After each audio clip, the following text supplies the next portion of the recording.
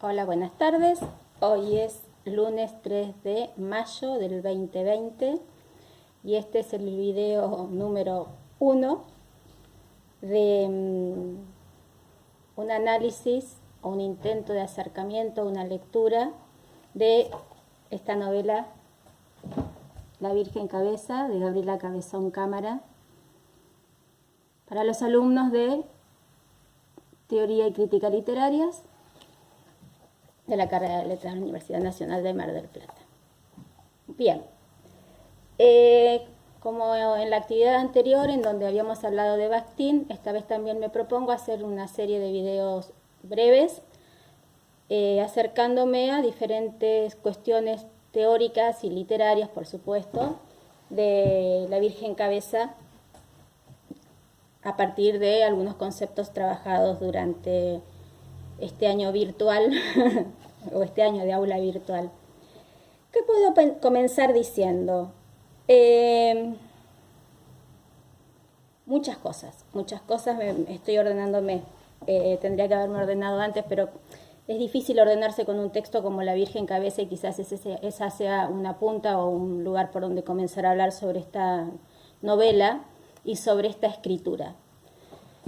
¿Por qué digo esta novela y esta escritura? Justamente el año pasado ustedes en introducción hablaron, entre otras cuestiones, acerca de qué es la literatura y de los formalistas rusos. Es un texto muy ligado a la materialidad del lenguaje. ¿Qué quiere decir esto? A cómo está discursivamente y transdiscursivamente, lingüísticamente y translingüísticamente elaborado toda esa parte de materia que es el lenguaje mismo, los lenguajes, las ideologías, las cosmovisiones que atraviesan a la Virgen Cabeza. Es sin lugar a dudas una novela polifónica y vamos a tratar de explicar por qué sin lugar a dudas de la polifonía. En primer lugar podemos decir sí, porque se van alterando y alternando dos voces, la de Cuiti y la de Cleo, que son las dos voces narrativas principales, pero no solamente porque una novela tenga dos voces narrativas, o tres, o cuatro, o cinco, podemos hablar de novela polifónica. Hay polifonía por varios motivos. Quizás uno de ellos es porque cada una de estas voces no solamente porta ideología, sino que a su vez cada una de estas voces tiene una doble conciencia respecto de la travesía o el trayecto que digamos, construyen como personajes tanto a Cuiti como a Cleo. Ambas son personajes muy duales, y por decir duales estoy diciendo un poco lo que dice el doctor Jekyll cuando confiesa que él mismo es el doctor, Mr. Hyde. Dice: he descubierto o he llegado con mis investigaciones que el alma humana es doble, y digo doble porque hasta aquí he podido investigar, pero puede ser triple, cuádruple. El doctor Jekyll dice, lo cito porque para mí sigue siendo una de las novelas fundamentales, fundamentales, imprescindibles para entender muchas cuestiones, entre ellas la construcción de los personajes dobles, tan relacionado también a Bakhtin. Obviamente Bakhtin no toma a Stevenson, pero en Stevenson hay algo respecto a la construcción de los personajes muy, sobre todo en Jekyll y Hyde, muy dostoyevskiano, planteado en otros términos. Estas dualidades son dualidades, vuelvo a repetir, pero también son bifurcaciones permanentes o contradicciones, personajes que se van construyendo a lo largo de su propia historia. Por ejemplo, en el caso de Cuiti sabemos que ella representa o representaba o es una profesora, una estudiante, una periodista relacionada con el mundo de las letras, que está del lado de afuera de la villa y entra con una perspectiva, con una intención, con un interés que es ganar un premio de periodismo, y cree que va a obtener ese premio a través de la investigación de este personaje tan extraño, exótico, extravagante, que es una travesti que dice tener encuentros con la Virgen. Y cuando entra y forma a pasar parte de ese mundo, de ese locus, de ese cronotopos en términos de Bakhtin, también me voy a detener un poco en eso, ella se va transformando, obviamente ideológicamente, sexualmente. Hay un atravesamiento trans de la escritura, de los cuerpos, de las ideologías, en muchos personajes. Me vuelvo a centrar en ellas dos, que no son dos, sino que son 4, son 6, son 8, son 10, porque se van, esto que estaba diciendo, multiplicando. En el caso, vuelvo a repetir, de Cuití, tenemos una mujer que pertenece a un mundo, entre comillas, académico, o no, entre comillas, sino a un mundo académico, saco las comillas, con todo lo que ello implica, ¿no? Un uso del discurso, de algunos prejuicios, de ciertas cosmovisiones o miradas de mundo, y cuando entra a esa villa y se relaciona con Cleo y con su gente y con la pobreza, pero no solamente con la pobreza, no quiero solamente remarcar el tema de la pobreza, sino de ese locus, de ese cronotopos, que es una superposición de tiempos y espacios, además, lo que constituye a esa villa como lugar. Este personaje va sufriendo, que es la palabra que se utiliza, no como padecimiento o dolor, sino que va sufriendo, experimentando un devenir en términos de Deleuze, claramente un devenir en términos de Deleuze, que es un teórico que todavía no vimos, pero que lo pueden ir como anotando para entender que hay un cambio, una transformación en el personaje del orden de lo creativo, es decir, que pasa de lo mayoritario a lo minoritario, pasa de ser una mujer tranquila, cómoda, ubicada en cierto mundo, vuelvo a repetir, intelectual o espacio de confort, a devenir villera. Y ella lo dice, el personaje en un momento lo dice casi literariamente y literalmente, que es a partir de que le salva la vida a una mujer quemada, a una niña quemada, le salva la vida matándola, pero le salva la vida en cierto aspecto. Bueno, estas cuestiones también de la carnavalización de Bakhtin, ¿no? Salvarle la vida matándola parece entrar dentro de esas dicotomías dialécticas, esas coincidencias de opuestos, esos juegos de contradicciones como la muerta o la muerte embarazada, de las que ya nos había hablado Bakhtin en Poética de Rabelais, que nos habíamos referido en una clase anterior. Es decir, salvarle la vida a alguien matándolo es del orden de lo carnavalesco. En ese momento en que Cuití le pega un tiro a este personaje, hay una transformación en ella, un devenir, que es asumir el espacio de ese personaje, de esa mujer, de esa niña a quien tan salvajemente venían violándola, quemándola, ocupándola. Y a partir de ese momento y de otros episodios que van sucediendo en su estadía, tanto en relación con su maternidad, con su sexualidad, con su ideología, con su ser en tanto una instancia política e ideológica que ejerce una función política e ideológica, y el enamoramiento, enamorarse de Cleopatra que ya me refiero a ella, hace que Cuití tenga esto que acabo de decir, no solamente un devenir villero, ella me hizo villera, dice el personaje, sino un cambio de conciencia, un cambio de perspectiva, de visión de mundo, que además lo asume desde su propio cuerpo, su propia identidad sexual. Y por el otro lado, el personaje sin lugar a dudas más interesante de toda la novela, que es el de Cleo. Cleo es,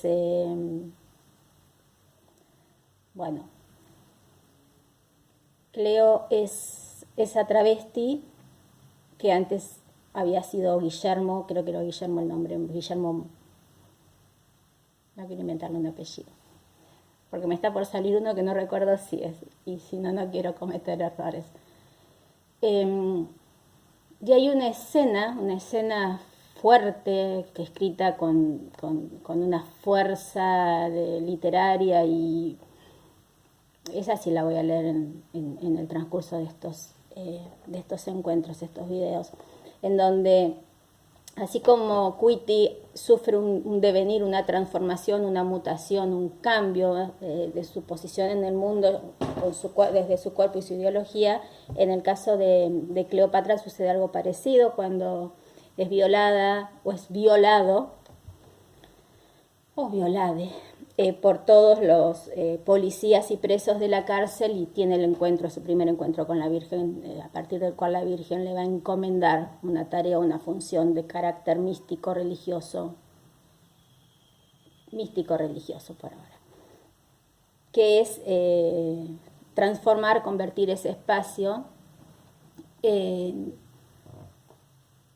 instalando en el centro, donde emerge un manantial que arrastra con la basura vieja, con los cuerpos viejos, con la mierda, con el hedor, con todo lo que convierte en ese espacio en un locus horrendus. No, en un locus horrendus no, en un locus abyecto. Nosotros hemos trabajado algunos locus a lo largo de la periodización literaria, el locus amoenus, el locus horrendus en el gótico. Hay un trabajo, bien digo, con la instalación del espacio donde transcurre esta novela, que transcurre en dos polaridades, la villa y Miami, ¿no? La villa y Miami. Hay también una circularidad. La novela comienza casi por el final, termina también por el final, es decir,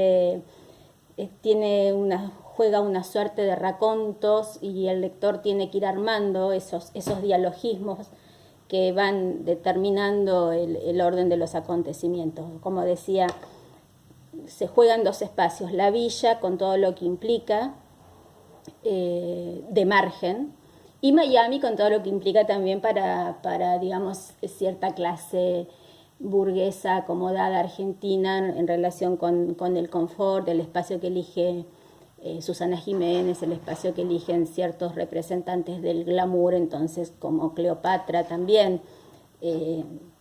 adviene glamorosa. En realidad, antes de advenir glamorosa, deviene una serie de otros agentes o de sujetos, ¿no? Como por ejemplo travesti en primer lugar, después mística, y luego va a ir deviniendo, siempre en ese orden. Ya lo veremos, vuelvo a repetir, pero es una palabra que no quiero dejar de usar aunque no pertenezca a Bakhtin, porque enriquece la lectura del texto. Va a ir deviniendo de hombre a travesti, de travesti a mística, y de mística a queer. También quiero trabajar ese aspecto, ¿no? del elemento queer, que justamente, si nosotros observamos, también cada uno de estos pasos en la sexualidad tiene que ver con una visión, una ideología, una mirada del mundo. Por eso digo que la ideología de estos personajes es acompañada por sus cuerpos, en el juego de algunos espacios, y me había quedado así allá un rato con el locus. No es un locus amoenus, no es un locus horrendus. Para mí, y así lo trabajé yo cuando he abordado la lectura y el análisis de esta novela, es un locus abyectus, tomando la palabra de Julia Kristeva. Ella no habla de abyectus, sino de lo abyecto, y lo abyecto es del orden del caer, del caer. Dice que cadere viene del latín, cadáver viene del latín cadere, que quiere decir caer, y lo abyecto es del orden del cadáver, no tanto en el sentido del cadáver estrictamente hablando, sino de lo que se pudre, del orden del vómito, del orden de la descomposición, y así se presenta el lugar. El lugar se presenta con términos relacionados con el olor, con lo podrido, con ese pozo y con ese manantial que todo el tiempo está hirviendo, y no debemos dejar de lado en esta instancia. Estoy haciendo una presentación de algunas cuestiones nada más. Otras de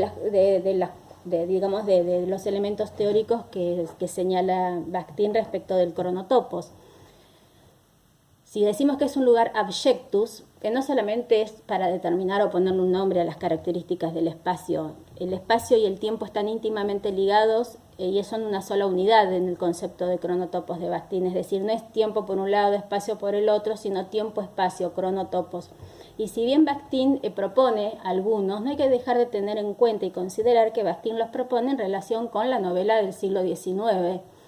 Y así como a la novela de iniciación le corresponde un tipo de cronotopos, que es el cronotopos del umbral, o a las novelas burguesas le corresponde el cronotopos del del salón recibidor, que son los espacios donde los personajes convergen para sufrir o experimentar sus transformaciones, sus encuentros y sus cambios, es decir, van transitando la novela a través de esa arteria que es el cronotopos, que en cierta manera creo que lo compara como con el Bakhtin con el correr de la sangre dentro de un cuerpo, ¿no? El cronotopos es a la novela como las arterias a un cuerpo humano, es decir, es el lugar por donde fluye la sangre y que le da vida a la novela. Bueno, en este caso el cronotopos ya pertenece a una novela del siglo XX, es decir, estamos en un tiempo-espacio que es la villa, una villa argentina. Y si prestamos atención a algunos detallecitos que andan sueltos, dando vueltas ahí por la novela, vamos a observar que Susana Jiménez está ya en una silla de ruedas, o que Maradona ya es mucho mayor que lo que es ahora tendrá 50 y tantos años Maradona, lo convierte, yo no sé si quien aparece, no sé, no me recuerdo, si quien aparece es un bisnieto, un nieto de Maradona ya adulto, es decir, son 3 o 4 detalles nada más en los que no redunda demasiado para no hacerse evidente, justamente para un lector atento.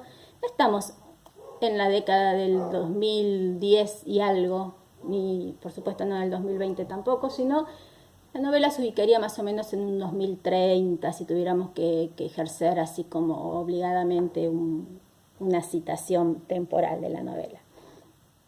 Pero vuelvo a repetir, es un locus abjectus, un cronotopos que tiene que ver justamente con la villa, con lo abyecto, con un futuro inmediato, en donde las cosas no habrán cambiado para nada. Y Susana seguirá siendo igual de rubia y seguirá diciendo divino, porque, bueno, en los próximos videos iremos observando estas cuestiones tan interesantes. Los personajes hacen hablar a personajes que nosotros podemos reconocer, como vuelvo a repetir el de Susana, que es una especie de personaje fetiche por su glamour, por el leopardo, por lo rubia. En un momento Susana va a la villa en la silla de ruedas para que la Virgen, Cleopatra a través de ella, cometa con el milagro de sacarla de esa silla de ruedas. Está llena de ironías, de humor negro, de humor totalmente irrespetuoso. La novela es una carnavalización permanente. En términos bakhtinianos es una carnavalización en todos los sentidos. Quizás el primero que podemos recurrir, y entre video y video, que los voy a ir haciendo entre hoy, mañana, pasado, si ustedes los pueden ir siguiendo, quizás entre uno y otro, puedan también ir leyendo la novela y viendo, ya que no tenemos la oportunidad de encontrarnos personalmente y estar haciendo esto en clase o de un día, o mejor dicho, una semana para otra, para que puedan tener la guía de lectura. Quizás con esto que les estoy presentando hoy, presentando quiere decir exactamente eso, mostrando como si estuviese abriendo así, ¿no? Elija su pulsera, su anillo, en este caso, bueno, elija su cronotopos, elija su discursividad, por dónde está la carnavalización, porque es una novela polifónica. Hay voz de narrador, hay voz de autor, esa voz de autor cierra con todas las ideologías de los personajes o queda abierto. Podemos hablar de ese final que nos deja a todos desconcertadas, es decir, ¿quién era Cleopatra? Yo esta novela la he dado en algunos talleres y hay quienes, y he obtenido todo tipo de respuestas. Me encantaría saber, y talleres y por supuesto también en la misma facultad, y es interesantísima las apreciaciones acerca de este personaje. Ese acto final, si la denuncia, no la denuncia, además de una cuestión de género, no la denuncia como hombre, la denuncia como travesti, la denuncia como mujer, todo lo que hizo fue verdad, fue mentira. Se lleva el dinero, deja a Cuiti con una hija, mintió, dijo la verdad, los encuentros con la Virgen, cada uno tendrá su respuesta, ¿no? Pero más allá de que hasta todos podamos acordar con respuestas más o menos coincidentes, no se trata solamente la polifonía con que tenga un final abierto o cerrado. No, la polifonía no pasa por el final abierto o el final cerrado.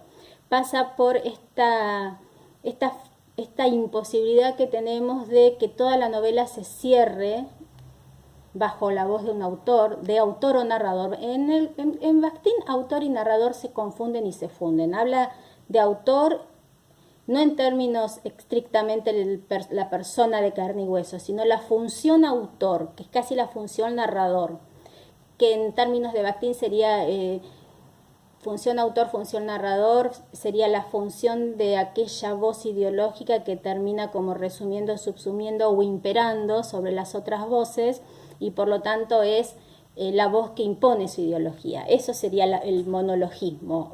Obviamente no es una novela monológica, es una novela polifónica por algunas de estas cuestiones que ya vengo mencionando. Vuelvo a repetir, ¿no? Porque el final sea abierto. Este final abierto hace a su polifonía. También esta imposibilidad de, lo dice Bakhtin también, los personajes polifónicos son personajes no solamente duales, y que se transforman y se contradicen a sí mismos y dialogan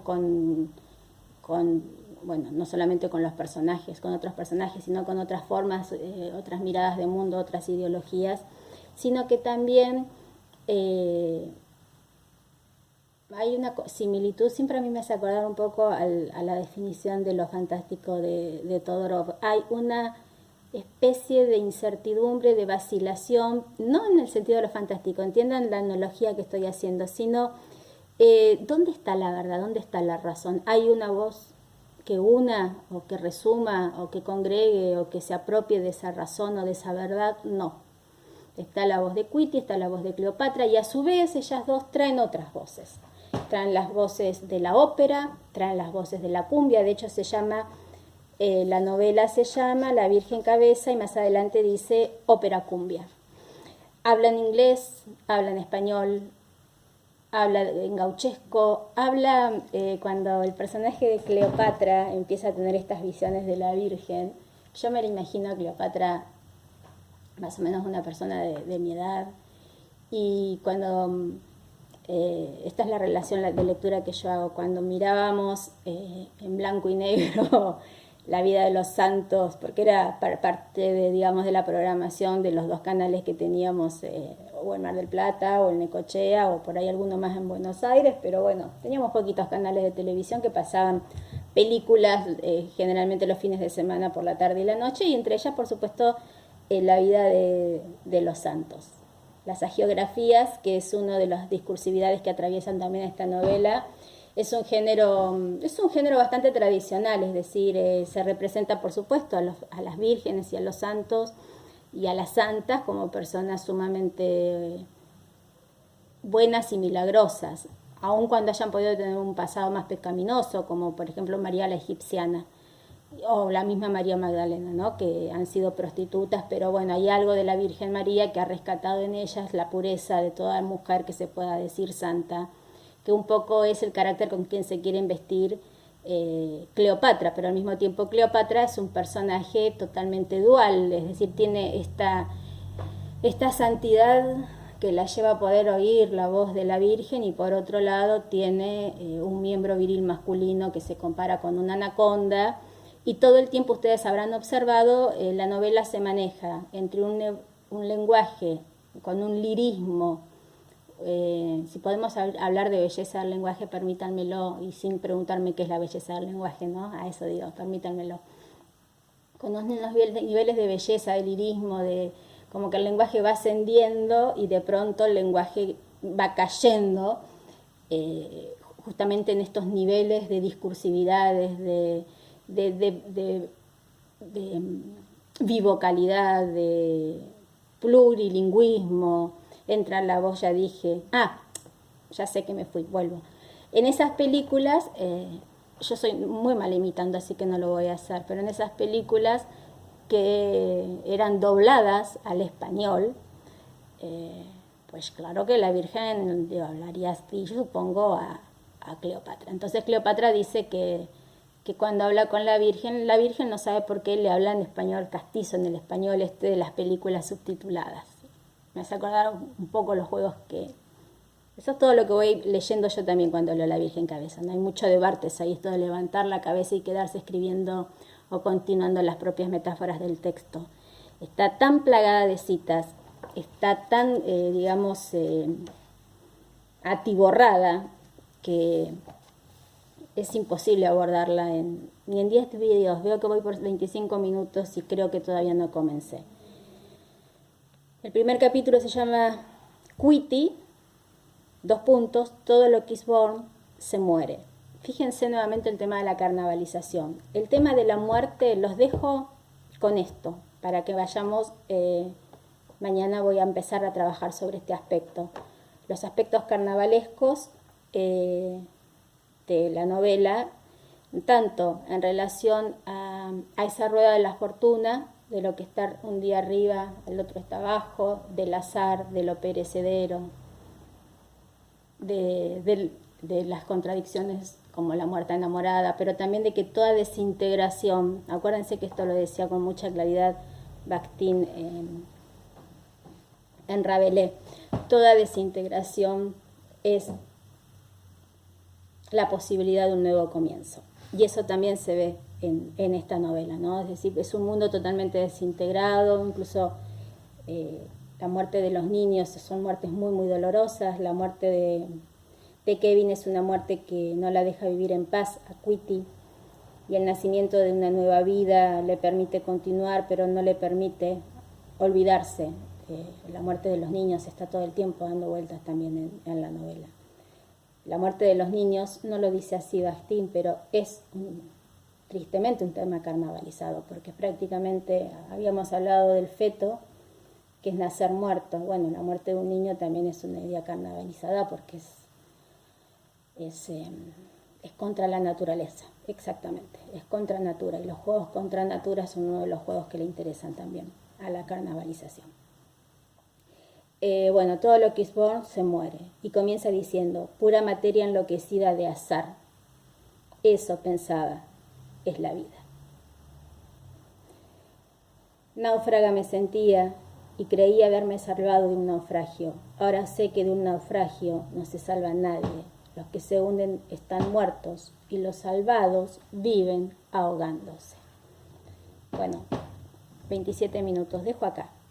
Solamente esto que acabo de leer está carnavalizado. Yo mañana voy a retomar y vamos a empezar a hablar de esto, de la carnavalización, y después en otro video hablaré de otras cuestiones.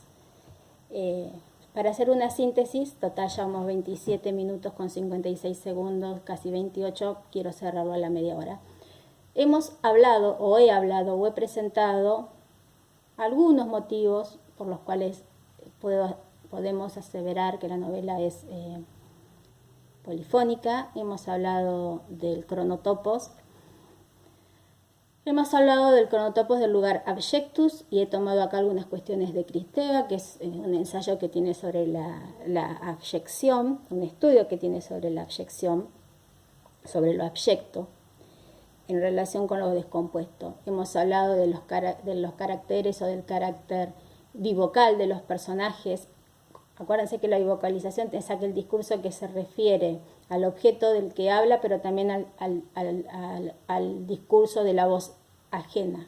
Son discursos bivocalizados. La próxima vez también, en algunos de los otros videos, voy a traer a Bakhtin para ir recordando las definiciones. Hay estilización, hay parodia, hay relato oral, es decir, todo aquello que Bakhtin señala como características o como procedimientos propios de hacer entrar en la voz propia, valga la redundancia, el lenguaje ajeno, es decir, la parodia, el relato oral, la estilización, el humor en todas sus formas, la ironía, están presentes.